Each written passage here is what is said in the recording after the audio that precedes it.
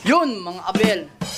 Good afternoon, good afternoon, good afternoon sa inyong lahat. At anong oras na ba? 5:50 na ng hapon. So yun, kasalukuyan nagpapalipad tayo ng mga ibon natin. Kaso mga abel. Sa tatlo nating ibon na mga umuwi, merong isang may problema. Yun ang pinakamasakit sa nangyayari sa mga panser, mga abel. Kung alin pa yung live, siya pa yung tinamaan. Oh no! Based do sa ano na, sa dito, patibayan namin kahapon, 5. Ngayon naging 10 uli kami sa patibayan kasi chinecheck pa eh. So yun, live na lang kami, 10 na lang kami sa patibayan. So yun, kinalulungkot ko mga abel, mukhang sa paparating na next lap, yan yung mga ibon natin. Sa paparating na next lap, mukhang magi-game over tayo. Magi-game over yung ating pinaka live na ibon. So hindi ko nga alam kung ano nangyari kasi ginawa ko na yung best ko para sa kanya. Binigyan ko nung pang-recover, digestion. Wala. Ganito kasi yun. Monday okay siya, malakas siya. Namamara ko siya. Then Tuesday ng umaga, alam ko naligo kasi yung mga asama niya. Maliligo kasi yung mga asama niya. So ngayon ginawa ko, pinalipad ko muna sila kasi nga nagwawala na sila sa loop ko. So yun, pinalipad ko. So paglipad, pagbaba, wala naman ako napansin sa kanya. Malakas siya yun. Kumain, malakas pa nga kumain eh. Nung hapon, pinalipad ko siya.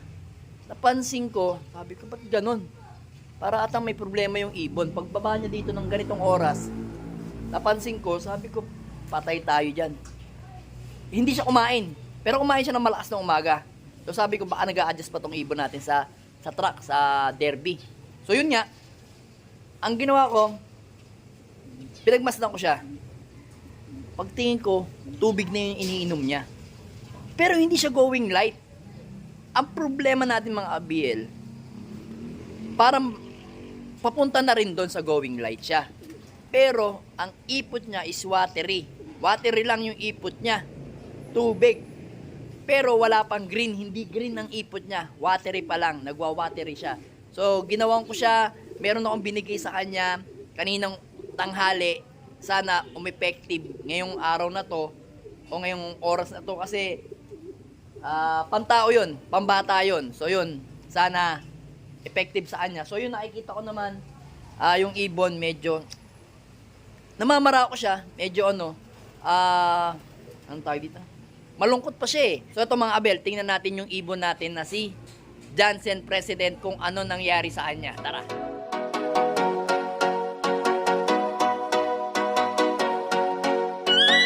So yun mga abel, Ito, papakita ko na sa inyo si Jansen President Aruy ko. Waping! Ayan. Ayan, oh. Lights, camera, action. Ayan. Ayan siya mga abiel, oh. Kita nyo ang itsura. Ayan ang problema natin sa kanya. Hay, nadali to sa Candon, Ilocos Sur. Super init kasi yun mga abiel. Yan. Kumbaga parang hindi pa siya nakaka-recover. Ayan. Ayan. Matapang pa naman mga abel eh. Yan mga abel. Ito mga abel. Papaito ko lang sa inyo ang binigay ko sa kanya ngayon. Yung oras na to, ito binigay ko sa kanya. Dali. Puntahan natin yung ating. Ito. Ayan. Ito yung binigay ko sa kanya ngayon. Ayan o. 100 pure raw honey. Yan. Yan yung binigay ko. Then, niringgilya ko nga. So, yun. Niringgilya ko. Yan. Ginawa ko siyang number 3. 3 ml yung binigay ko na honey bee. Yan yung pure honey bee natin. Yan. So, yan yung binigay natin. Ito kasi, mga abel, is molasses. Ayan, yung itim na yan, molasses. Yan, dalawang yan is probiotic. Yan, naubusan na nga tayo ng Tolome probiotic yun. So yun, ito molasses yan. Pero ang binigay ko sa kanya is itong pure honey. Yan. Yan yung ginagamit natin at 3 ml yung binigay natin sa kanya. Yan. So ito mga abel, lalagyanan lang to. Ito, naubos ko na to eh. Lalagyanan lang to. Yan. Powder ang laman yan. So yun, mga abel, niringgilyo ko siya kanina, mga 5. Habang lumilipad yung ibon natin, pagkapakawala ko, binigyan ko na siya ng honey. Yan. Medyo parang tingin ko, medyo lumalakas-lakas na siya. Yan o. Alright. So hanggang Friday, riringgilyahan natin siya ng honey. Yan. Tapos yung may binigay akong pambata sa kanya na gamot para sa, alam nyo na yung ano, yung medyo nagdudumi ng, di ba, may bata, mga bata, yung mga anak natin, medyo nagdudumi sila ng medyo basa-basa. So probiotic binigay ko, pantaong probiotic ang binigay ko dyan, mga abel. So harinawa, makarecover siya this Friday. Sa ngayon naman, so pare ano, medyo malakas na siya.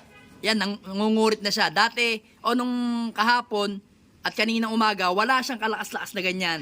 So yun, harinawa. Ayan. So ngayon,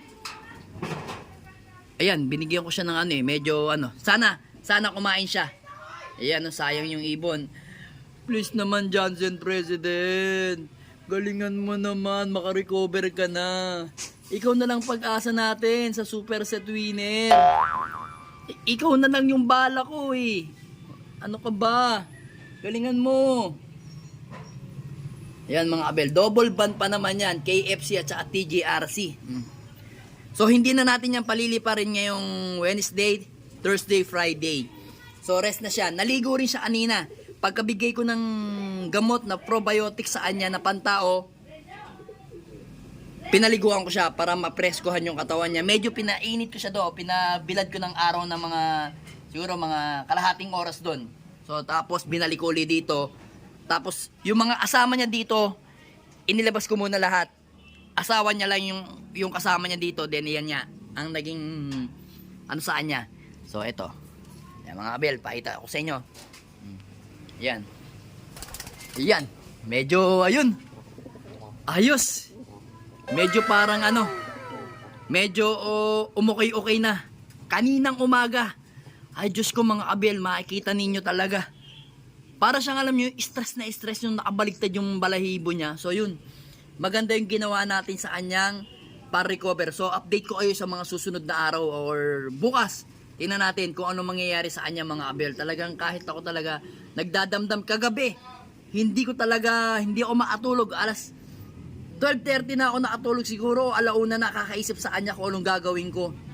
So buti na lang yung asawa ko meron na save doon na isang gamot ng pamprobiotic sa bata. Yan. So yun nga binigay ko sa kanya.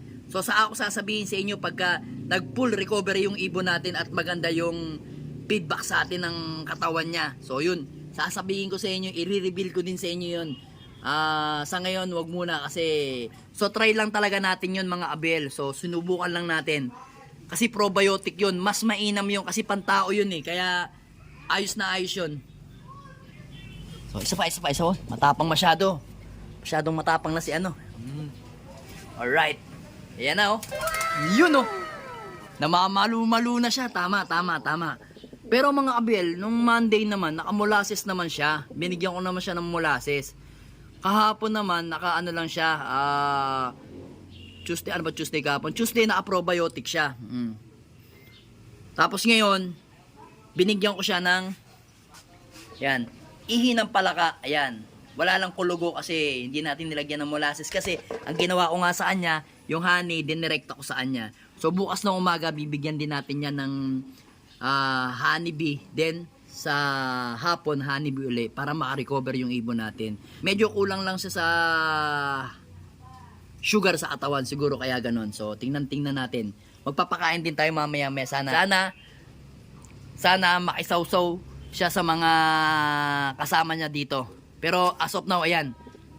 So mga abel, bago ko i-video yan kanina, talagang hindi ako makapaniwala na matatalo na lang tayo ng basta-basta na gano'n na lang yung ibon natin. Talagang as of now talaga hanggang ngayon hindi pa rin ako makarecover sa kanya kasi stress talaga siya.